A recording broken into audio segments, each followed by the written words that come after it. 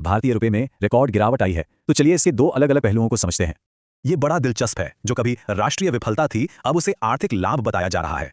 मतलब एक ही चीज, लेकिन कहानियां दो बिल्कुल अलग। देखते हैं कैसे।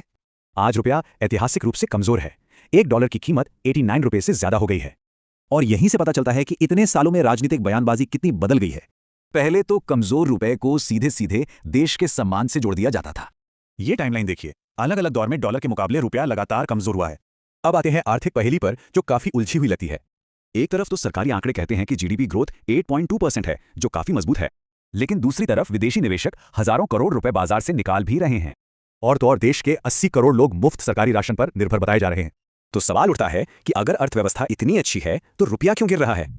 एक थ्योरी ये भी है कि निर्यात बढ़ाने के लिए रुपए को जानबूझकर कमजोर रखा जा रहा है। चलिए अब देखते हैं कि एशिया के दूसरे देशों के मुकाबले हमारा रुपया कैसा प्रदर्शन कर रहा है। दावा है कि इस साल पूरे एशिया में सबसे खराब प्रदर्शन भारतीय रुपए का ही रहा है, जबकि पड़ोसी देशों जैसे नेपाल, बांग्लादेश, पाकिस्तान में ऐसी कोई समस्या नहीं बताई गई है। और ये गिरावट सिर्फ डॉलर ही नहीं, बल्कि यूरो, पाउंड और येन के मुकाबले भी है। तो अहम सवाल यह है कि इस मुद्दे पर इतनी चुप्पी क्यों है, कोई बात क्यों नहीं कर रहा। एक वक्त था जब यह बड़ा राजनीतिक मुद्दा हुआ करता था, पर अब इस पर इतनी खामोशी क्यों है। इसके पीछे मीडिया की चुप्पी, ध्यान भटकाने और कल्याणकारी योजनाओं को वजह बताया जा रहा है। आखिर में एक सवाल यह भी उठता है कि इस आर्थिक चुप्पी की कीमत असल में कौन चुकाता है।